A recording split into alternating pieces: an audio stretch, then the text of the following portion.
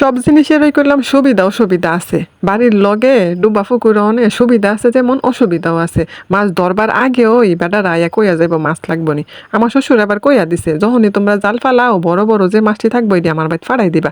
দাম দরের কথা কোনো চিন্তা করা লাগতো না। তো বেটারা তো জানে ওই ওই আগের মতন করে ওই ফাড়াই দিয়ে আর কি। সকালে যখন মাছটি দিয়া গেছিল বিশ্বাস করতেন না মাছটি নাচতাছিন। আমি তোর তো সকালে ক্যামেরা লইয়া গেছি না, ক্যামেরা আই মিন মোবাইল লইয়া গেছি না, ভিডিও আর করছি না।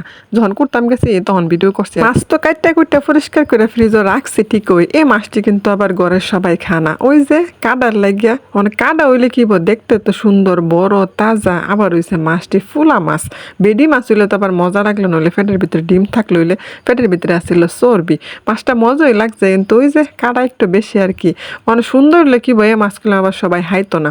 আমি কইছিলাম না যে বড় লোক ফর্দাশীলরা খালি খানা, আমার ঘরও এমন কয়েকজন মানুষ আছে, আমিও এটার আওতার ভিতরেই পড়ি, তবে খাই। আমি নয় কোনো মতে খাইয়ে লাইলাম, আমি খাইলে তো আর দিন চলতো না, মানে দিন রাত কোনো চলতো না, সবাই তো আর খাইতো না। মাছ কাটটা কুটটা পরিষ্কার করে রাইখা গেছি গা ব্যাংকের থেকে গেছিলাম একটু বাজারের একবারে শেষ টাইম হয়ে গেছে গা, প্রায় 11টার দিক বাজে গেছে গা। এখন মাছ বাজারে ফাই কিনা ফাই দুদুর মনা করে গেছি, গিয়া দিই মাসাল্লাহ পাইছি। আমার মেয়ে ফাবদা মাছ পছন্দ করে, ফাবদা মাছ বেটার কাছে প্রায় 2.5 কেজির মতন হইব, মানে 2 কেজি থেকে একটু কম। সবজি আবার লইয়া লাইছি, দামও আবার কমই পাইছিলাম।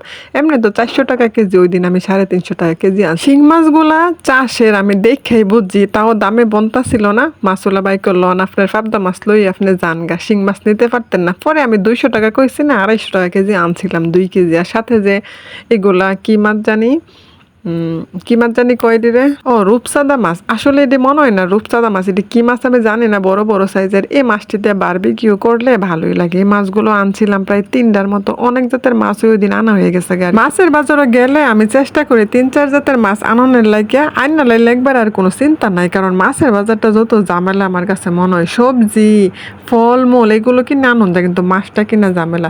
আর বিকালবেলা দেখছেন নিবেলা গেছি গেলাম ঘুরতাম নদীর পার, কি মনে করছেন?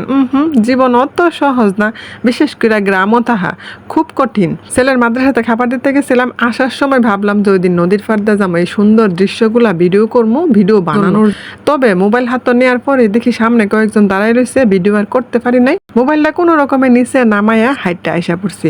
বুঝছেন নি, গ্রামও থাকা অতটা সহজ না। শুধু খাবার দাবার চলাফেরার দিক দিয়ে একটু ভালো লাগে, কারণ তাজা সবকিছু পাওয়া যায়, আর হয়েছে প্রকৃতির এই সুন্দর আবহাওয়া, সুন্দর বাতাস পাওয়া যায়। সুন্দর আবহাওয়ার সুন্দর বাতাস দিয়ে তো জীবন চলে না। যদি সামর্থ্য থাকে তাহলে শহরে থাকাই আমার মতে ভালো, কারণ এইখানে শুধু সমালোচনা আর সমালোচনা। আপনি যতই ভালো করে চলেন না কেন, আপনি যতই প্রয়োজনে কথা বলেন না কেন, যতই প্রয়োজনে বাহিরে বের হন না কেন, আপনার মধ্যে একটা না একটা সমস্যা বের করব। আর প্রত্যেকটা ঘরে ঘরে হয়েছে সমালোচনা।